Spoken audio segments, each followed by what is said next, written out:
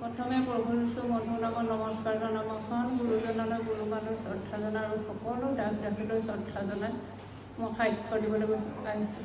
মই আজি পাপ স্বীকাৰ কৰিবলৈ আহিছোঁ। মই বহুত দুখ পাপ আৰু অপৰাধ কৰিলোঁ।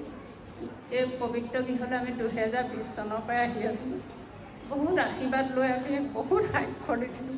মোৰ মানুহজন বহুত অসুখ আছিল, কিন্তু আমি লকডাউনৰ পৰাই আমাৰ মাজত অকণমান খেলি মেলি সোমাই পেলাই য'ৰ ত'ৰ মানে দাস দাসীসকলক লগ পালোঁ।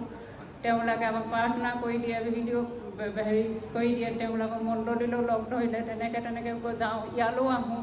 আমি যিহেতু ইমান ডাঙৰ ভুল কৰিছিলোঁ নাজানি পেলাই বহুত ডাঙৰ ভুল পিতাৰ ওচৰত কৰিলোঁ, ঈশ্বৰৰ ওচৰত কৰিলোঁ।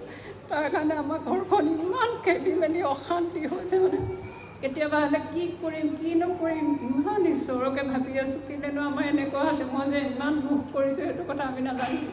তৎনাবা মানুহজন এদিন একদম মৰি থাকিম বুলিয়ে কৈছিলে। ছোৱালীজনীও কওঁ মই মৰিহে থাকিম। মোৰ মানে প্ৰভু তুমি ইমান দুখ দিছে আমাৰ তিনিওটাকে তুমি তৰোৱালখনে কাটি মাৰি দিয়া। এয়া আমি প্ৰভুজন ইমান ভুল দুখ কৰি পাপ কৰিলোঁ। তাৰ কাৰণে আজি পিতা এজন আমাক সকলোৱে ক্ষমা কৰি দিয়ক আৰু আমাৰ ঘৰখন শান্তি হওক। তাতে এইদিনাখন মই ইন্দ্ৰলৈ ফোন কৰিলোঁ। ইন্দ্ৰই মোক পবিত্ৰ গৃহলৈ আহক আপুনি সাক্ষ্য দিয়ক বুলি কৈছিলে।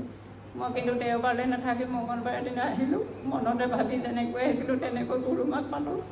গুৰুমাকে ক্ষমা খুজিলোঁ, গুৰুমাই ক্ষমা কৰি দিলে। পিতাইক ওপৰত দেখিলোঁ, দেখি পেলাই মনতে মই বোলো পিতাই মোক দেখিবলৈ পালেও মোক পিতাই ক্ষমা কৰি দিব। সঁচাকৈ ঘৰত গৈ পাইছোঁগৈ মোৰ একাউণ্টত পইচা সোমাইছে। বহুত দিনৰ পৰা সোমোৱা নাছিলে সেইটো পইচা।